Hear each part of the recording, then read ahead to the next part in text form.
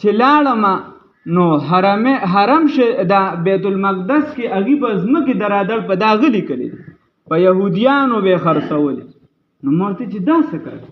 سیاسي طور ډېر تیز انسان د برصغیر پاک و هند لوی سړی شیخ الهند سپاهي وام بنده هونو امیا وزیرګل رحمه الله او دا لوی خلکو سره هغه واسطه. نو هغه ورته دا څه کوي؟ وی راته وی داغي جواب دا هغه را نقل کړي.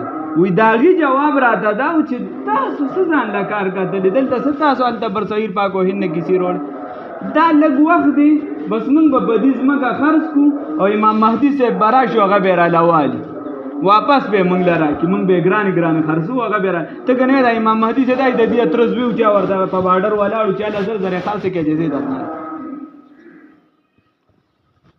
هغه په دغه چې هغه کله تللی د هغه دا لیکلي خیر دی خان